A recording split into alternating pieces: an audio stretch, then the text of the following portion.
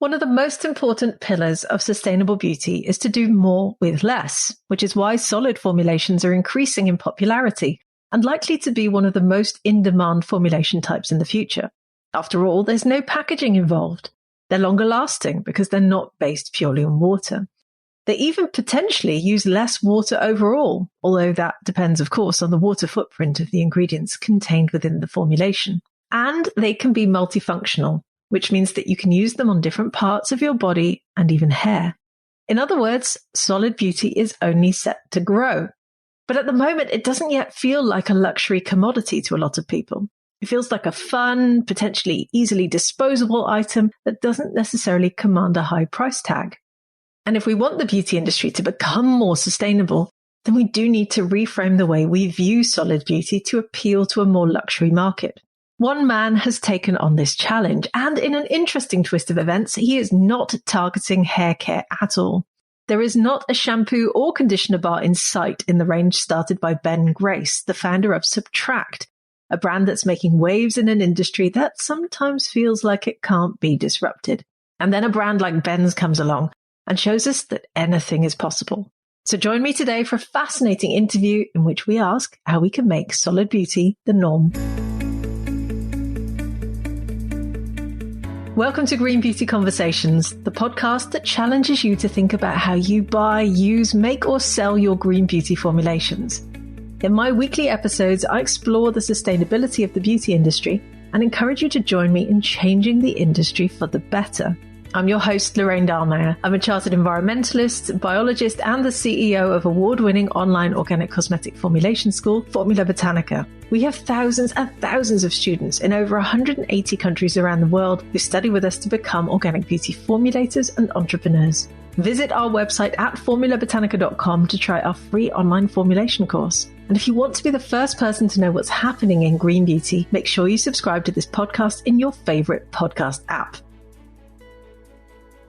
So in today's episode, I'm joined by Ben Grace, the founder of SBTRCT, an award-winning solid skincare range that uses the best proven ingredients to deliver everything your skin needs without the waste that the planet doesn't need. With 20 years of experience building disruptive consumer brands, Ben's passion lies in sustainability, in innovation and design. SBTRCT was founded in 2020 based on one guiding principle: less is more. And Ben believes that by stripping out the things we don't need in life, we are able to love the things we've made a conscious choice to keep. Believing this to be the future of consumerism, Ben set SBTRCT's mission to create the highest performing expert skincare with the lowest environmental waste. Hi, Ben. How are you doing today? Really good. Thank you, Lorraine. Yeah, really good. Thanks. Not bad at all. I am so pleased to have you on this podcast. I find what you're doing fascinating. So let's start at the top. Why did you start SBTRCT? What's the big mission? Well, the mission is to create the highest performing skincare with the lowest environmental impact. My first experience with skincare, I guess, started, I'm going to say, how old was I? Probably about 22 years ago when I first came out of uni, and I started working in marketing, and my first clients were actually Biostore. So it was all the Nivea brands. Nivea for Men had just launched and all that kind of thing. And then I worked in marketing for some time, and then I was kind of growing slightly frustrated with marketing, and that I'm quite a practical person. And I always felt that there's so much more to building a brand than just the marketing communication side of it. And I was always interested in actually making products and building a supply chain, all the other stuff that comes with creating a brand and a business. And one day, two guys walked into my office and they were launching a new men's brand. They just moved back from the States. They were launching a new men's brand called Bulldog. And I was like, that's what I want to do. So I called them up and said, look, I'd love to join you. So I joined them just before we launched in 2007 and was there for kind of 10 years. And it was everything that I'd hoped for, really. It was, there was only three of us for the first 4 years or so. So, we were doing everything. It was really hands-on in terms of formulation and all the sales side of things as well, and commercial and everything, really. So it was a brilliant experience. And then when that business sold to a company called Edgewell Personal Care, who own Wilkinson Sword and Hawaiian Tropic and other personal care brands, I was able to take a bit of time away from the business and, just reflect on what I wanted to do next. And I guess for me, the way I think about my time at Bulldog was it was kind of as close to being the founder of a business without actually being the founder of the business. And I still really felt that I had this itch that I wanted to scratch, and I really wanted to create something myself that was in 2017, and between 2017 and 2019, when I really sat down to sort of think about Subtract, a lot had changed in terms of awareness of the climate crisis, the problem with plastic pollution, the problem with palm oil and how that can contribute to the climate crisis and all these different things. And so for me, I started thinking about, well, what does a really sustainable skincare brand look like today? And at the same time, because I wasn't earning any money during that period, I was kind of simplifying my life. I was spending less. I was applying a more minimalistic, I guess, approach to my life. And I found myself to be much more content. And that's when I started to explore this kind of less is more ethos that ultimately informed the Subtract brand name. And then I went from there, to be honest with you. That's when I started kind of researching it and sort of really looking at what the products might look at, like what the problems are that I'm trying to tackle and all that kind of stuff. Wow. Well, I mean, so much to unpick here. I just have one small practical question first before we get into all the products that you make and the whole ethos behind it. Is on all of your packaging and products, you have a series of symbols that say minus equals plus. So what does this mean and why is it there? So that's just there to reflect the less is more ethos. So it's just the less can be a positive thing really in your life. And actually, I believe that if you strip out everything that you don't really need in your life, you're more able to love and value the things you've made a conscious choice to keep. And I think particularly, I was reflecting on this over Christmas, and I think particularly during the times that we're going through at the moment and, the cost of living crisis and all that kind of thing, I get asked a lot about being a premium brand and whether I think that will impact our business and that kind of thing. But truly, I believe that actually people will just look at what they really value and they will continue to buy what they really value, and they'll strip out the things that they don't value in their life. So for me, that less is more ethos is something that runs through our whole business. So in terms of, obviously our packaging, our formulation and all that kind of thing, but also just how we approach everything really. And there's a really nice piece of text that we use inside our pack as well, which is all about less is more. There's various different statements by a lady called Beth Kempton, who's an author of a book called Wabi Sabi, and which is a Japanese ethos or philosophy all around kind of simplifying your life and the value of things, as just reflecting on the value of things and why you have them in your life and just making sure that they are important to you and they fulfill a role. So I believe that's the future of consumerism, if I'm honest with you, and the future of society, if we're going to kind of get ourselves out of the pickle that we're in. So for me, it's really important and it has to run through everything. And that's why it's on the pack. I love it. I mean, the symbolism is absolutely beautiful and it's so simple, but so incredibly powerful. Now, tell me a bit about the products that you sell. What have you got in your range at the moment? The thing was, we started off with a cleanser and a moisturizer. So we started with the gentle foaming cleanser and the moisturizing facial balm. That was a very deliberate choice because firstly, I wanted to focus on skincare. That's where my background is. There were already solid shampoos and conditioners out there on the market. But for me, I felt that, actually the real opportunity from a business perspective was in skincare, but also obviously my experiences in skincare. And I really felt that I could create something different and special in the space. And I chose those two specific products to start with because I figured they're the bookends of anyone's kind of meaningful skincare routine. If you ask anyone who uses skincare products, they will typically use a cleanser and a moisturizer and then kind of build their routine around that, adding in different products where they need to. So I figured if I can get those right, I can prove the concept and then look to build the range out from there.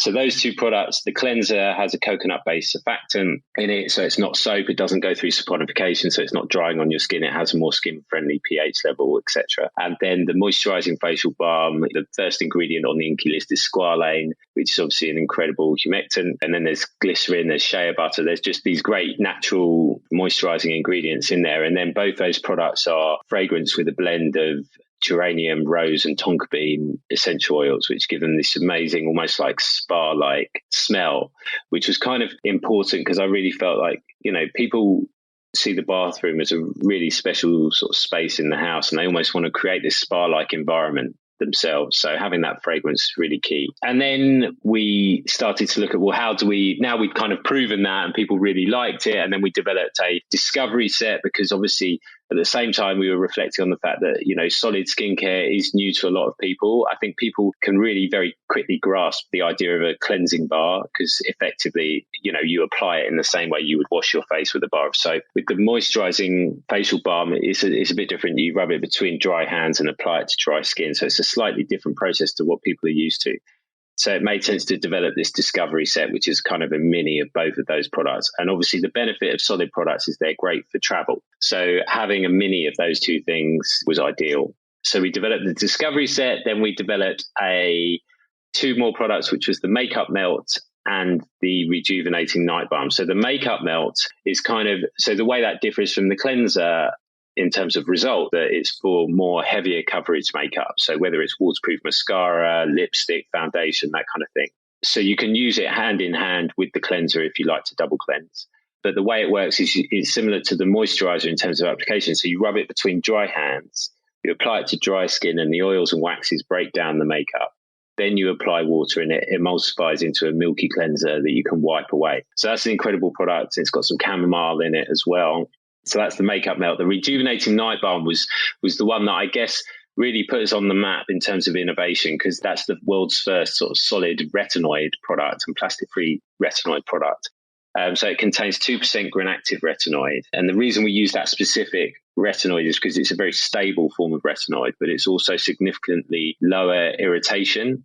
So it binds directly with the retinoid receptors in the skin without the need for a metabolic breakdown. So therefore, there's less irritation. And because it's stable, and with the addition of vitamin E in our formulation, it means the active ingredient can still work within a solid format, which is really exciting. And so that was the kind of, I guess, when we figured out that was the product that we wanted to develop, that was at the point of, I mean, at every step of the way, you're obviously, when you build a brand, I used to think it used to be that you had it set in stone and it just kind of stayed the same throughout. But the whole thing is just an evolution over time. And gradually you think, oh, this is the direction we're going in. And it's very dynamic, the whole thing. So it was only then that I think I really felt like, from a formulation perspective, I wanted to build this range of really not just using natural ingredients, but using incredible kind of scientific active ingredients, best in class ones, whether it's vitamin C, whether it's retinoid or whatever, to create a real range of products that would compete with any other expert skincare range that was out there on the market. Amazing. I mean, it's certainly what brought you to my attention, because I remember reading an article online and someone talking about this solid retinoid bar and me sat there going, what? That's incredible. Yeah. And I think it is incredible to see the innovation that entrepreneurs such as yourself can bring to an industry that often feels quite stale and a little bit out of touch. So how have these solid high performance products, because I think you have a vitamin C one as well, how have they been received by customers? How have they been received by the beauty industry in general since you've launched them? So, yeah, I haven't talked about the vitamin C one yet. So the vitamin C one is got sea buckthorn oil in, rosehip oil in, and then it's got a vitamin C derivative as well that is oil soluble, because most vitamin C is water soluble, and obviously that wouldn't work within a solid format. So we found this oil soluble one, which does work. And honestly, they've been so well received by our customers. I can't tell you. I think, I spoke to a lot of people who I thought might be interested in buying my products before I launched the brand, and it was like they bought into this lifestyle of, maybe they were like reducing their red meat, reducing their dairy, they were using keep cups rather than disposable coffee cups, all this sort of thing. They bought into this whole lifestyle. But then when it got to the bathroom, you started digging into what, hair care products they use, what skincare products they use. And it was almost like their ethics stopped at the bathroom door. And I think that was largely down to there being a lack of availability of choice, of a skincare brand that really was aspirational, that reflected who they are, and also had the formulations that would deliver the results that they wanted,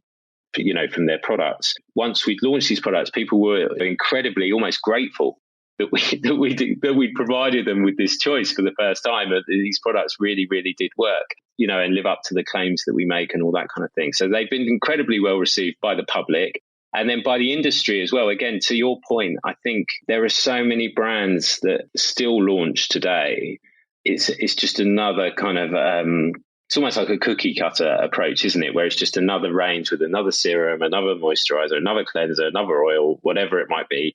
And there really isn't actually anything that different about what they're doing. And they're not bringing anything that new to market. And I think that was really important. And that kind of, being so different and doing something in such a different way has meant that we've had a lot of attention from the industry and from the press as well, which has been great. And it has been incredibly well received because it's new, it's exciting, it's different, but also obviously, is much better for the planet as well. And these are problems, these are environmental challenges that as an industry we're wrestling with, and there is no way around them. The problem that as an industry are responsible for 120 billion units of packaging every year, and much of that is plastic.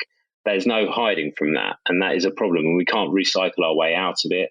It's not possible. And then, the water-based formulations, there's a huge amount of water that's wasted as a result of being included in formulations.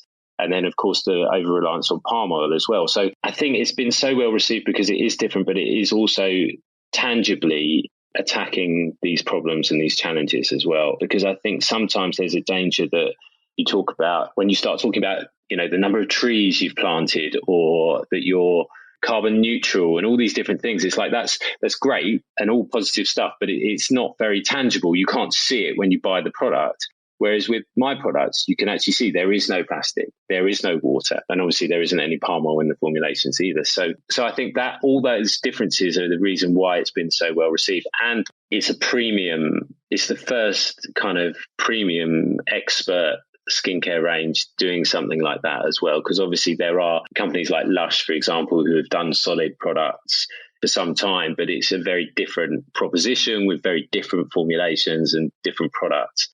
And so what's exciting about Subtract, I think, is that we're doing something that elevates all of that to a whole new space. And there's a huge opportunity for growth there. And I think customers really are enjoying the products as a result.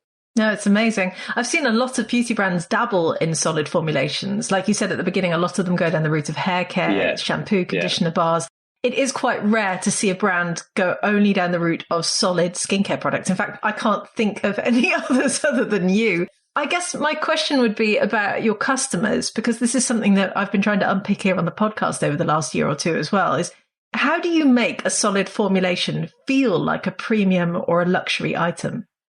Well, again, when I first set out and started talking to people about the idea of Subtract and asking them about the products, that's when I started to dig into this idea that, it became very clear that the bathroom, as I mentioned earlier, that the bathroom space is somewhere they go, and it tends to be at the end of the day that they'll spend more time on themselves. In the mornings, they're rushing out the door to getting up to, go about their daily routine. But at the end of the day, they almost go to the bathroom, they, spend some time in the bath or whatever, or cleanse their face. And that's when they use that time to almost change their state of mind. When I was talking to people about, they'd bought into that lifestyle I talked about with the, vegan leather trainers, they'd reduced their dairy, their red meat, they bought into that whole lifestyle. What was clear is that, then when I presented them with the idea of Subtract, they loved the idea of it. But the question that kept on coming up was, where do I put these things when I'm not using them?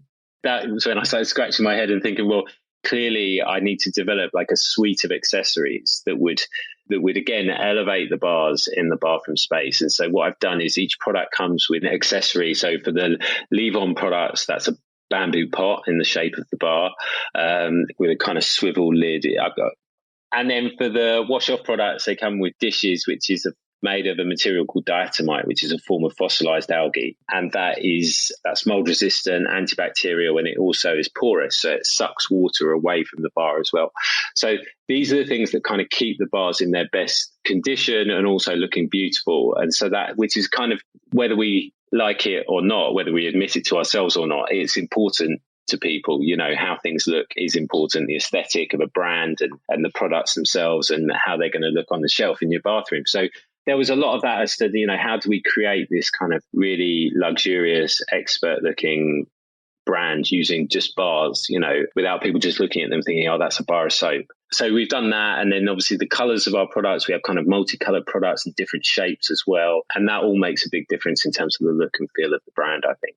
And it's very deliberate, obviously. They look absolutely stunning. I have to say, everyone listening, go and check out Subtract. Obviously, the link will be with the show notes. And go and check out the accessories as well. I have to say, I spent quite a bit of time on your website looking at all the accessories too, going, this is beautiful. Yeah, thank you. But of course, you are effectively preaching to the converted here. I mean, you've talked already about some of the shoppers that you'd talk to who are already buying into that alternative lifestyle. Do you think that the sort of mainstream consumer out there is ready for solid formulations? Yeah, I do. I mean, I don't necessarily see it as an alternative lifestyle anymore, really. I see it that, the, one of a better word, the ethical customer and the mainstream customer, if you like, are kind of have merged into one homogenous group, if you like, and people who you would have put in that mainstream category maybe 5-10 years ago are making conscious choices to have less of an impact on the environment. In my view, I absolutely think that people are ready for it. I think there is obviously my challenge is, of course, one of brand awareness, education in terms of how the products work, so that people understand that the value that they're getting, that the products will last longer than a typical product, etc. Yes, and I think, coming back to the discussion around hair care and solid shampoo bars and conditioners and things, that has all helped my business in a way, because it means that people have tried this other way and they've realised that it could work, and then that's made them more open to trying new things. And I think there's a lot of innovation in beauty. People are very much open to trying new products and new things and seeing how they work and see if it works for them. And I think that doesn't change for solid products either. I think more and more people are open to trying them. I think we sell predominantly direct to consumer, but we're going to be selling further afield over the next few months, which is very exciting for us. And we've got some really exciting launches, which I think, again, is testament to the fact this really is a format that is here to stay and that people want to try. That's exciting. I love it. So what changes do you feel that the beauty industry needs to make to become more sustainable? Let's throw some big questions at you. Okay. So there's a lot there. I think largely, from the people that I talk to, the different brands that I talk to, I think it's fair to say that sustainability is very high on everybody's agenda, which I think is a great thing. So I don't think it's a question of someone's out there merrily kind of doing the wrong thing that is damaging the planet. I don't think that's it. I think everyone's heart is in the right place and everyone's moving in the right direction. Obviously, for a new brand, it's easier. Well, I wouldn't say it's easier, but it's more, I guess, you have the privilege of having the visibility of the problems and creating. So the reason I chose a solid format, the reason I started exploring that in the first place, is because that was the only meaningful way I could create truly plastic-free products that were waterless and palm oil-free as well. I had that privilege, whereas you might have another brand who are maybe 10, 15 years old and who are wed to, plastic packaging and manufacturing practices and all that kind of stuff. And they have employees and everything. So they can't just change overnight. It's something that they have to do kind of over time. Everyone's heading in the right direction. I think there's more and more collaboration in the space. Another thing that's really, I found really positive is just how supportive other brands are of Subtract. And, there's a couple that I always name. I mean, Laura, who is founder of Evolve Beauty, which is an organic beauty range, she's invited me to speak at some of their events and various other things like that. So again, really interested in what I'm doing, that it's new and that it's different, and then see it as something that's additive to the industry and can really help it move in the right direction. So I think the more that brands collaborate, the quicker we can tackle these problems and come up with different solutions to them. That's the other thing. And then I think the buzzwords, obviously you have to be careful with, but I think the kind of one of the most important ones is just regenerative beauty. And that's a very lofty goal, to be honest with you. We've got quite a considerable way to go before we're making truly regenerative products. But I think the idea that you can, so rather than just reducing your environmental impact on the environment, rather than just reducing your environmental impact, you're actually, by manufacturing these products, you're actually having a positive impact on the planet through how you're sourcing your ingredients, creating your packaging, all those different things. So I think that as a goal is incredible and something that collectively we can all work towards. And I see it being talked about, a lot more. There are huge strides that we need to take to get there. These strides need to happen, particularly the problem with plastic. I think it's a huge problem. You only have to walk into a high street beauty retailer to see just a sea of plastic. And so, sometimes I think about that and I go, I was reflecting on this over the last few weeks and just thinking about, what if everybody had their own personal landfill site dumped outside their home? Would that make people realize just actually how much waste they create? People create it, you throw it away and it disappears. You just never see it again. And you don't really, yes, there are pictures of the oceans and the landfill and everything, but what if it was just dumped on your doorstep? I think that would probably have a bigger impact. I've gone off on a tangent now. But anyway, I think the point is, I think there's a long way to go. And I think that will come with legislation. I think it will come with Sustainable Beauty Coalition as well, which is part of the British Beauty Council, who do a great job. and just make sure that it's on everyone's agenda. And I think the more we talk about it, the better. Yes, great answer. I love the idea of everyone having their own little landfill. Yeah. I think that'd be hilarious. It would really wake people up to the amount of waste that we produce, that's for sure, rather than this out of sight is out of mind concept. So one final question for you then, before we round this off, is what's next for Subtract? What's next? Well, we've got a couple of new formulations in the pipeline that we'll be launching later this year, which I'm very excited about. One of which uses another kind of, what would you call it, best-in-class proven skincare active, which is very exciting for us. And I think just builds out the range. There's a few sort of design tweaks as well that we're doing. And then, as I mentioned, for me, it's about, feel like we've got, including our fragrance free at the moment, we've probably got 8 core SKUs that will become 10 core SKUs this year. And then I feel like we've got this really meaningful range, and it's about now kind of building our distribution so that people can get hold of the products and, just building brand awareness and getting people to try the products and educating them on why they're fantastic. That's the main goal for this year, really. But it's a very exciting time for us. It's funny because we haven't really known normal since Subtract has been in market since 2020, September 2020. So it's a roller coaster, but it's such fun. And, as I say, I think because we're doing something so different in the space, thankfully, we're in the right place at the right time and we'll be able to achieve our goals this year. So absolutely. Well, very exciting times ahead. I look forward to watching from the sidelines and seeing all the dizzy heights that I'm sure Subtract will reach. Thank you so much for joining me on the podcast today. That's a pleasure. Where can people find out more about you and come and buy your products? You can purchase the products direct to consumer, so through our website, which is subtract.co.uk. We should just say that Subtract is without the vowels. So I kind of took the less is more ethos one step further and removed the vowels. So it's SBTRCT.co.uk. So that's probably the best place to find the whole range. Excellent. Well, thank you so much. Really enjoyed chatting to you. Very interesting concept you've got there. All the best with it. And we'll be, I'm sure, following your story along as you continue to grow Subtract. Thank you so much. Thanks, Lorraine. That's fantastic. See you later. Bye-bye. Bye. I would love to hear your thoughts on this episode. Are you buying solid formulations yet? How would you feel about buying a high-performance facial serum bar, for instance, like the ones Ben described? Please do come and leave us a comment on our social channels, as both the Formula Botanica team and I love hearing from you. And if you want to hear more about some of the topics we covered today, please do delve back into the podcast archives. Go and listen to episode 94, in which I asked the question, how do we make solid formulations feel luxury? Or listen to episode 88, in which I challenge all of us to make change in the beauty industry by voting with our wallets. Or episode 83, in which I'm joined by Anna Green to ask whether waterless beauty is the future or whether the term is just marketing hype. There's a wealth of information in our old episodes, and I do encourage you to go back and listen to them. Thank you for joining Ben and I for this latest episode of Green Beauty Conversations. I really hope you enjoyed it. If you did, please do leave us a 5-star review so that other people can enjoy these conversations too.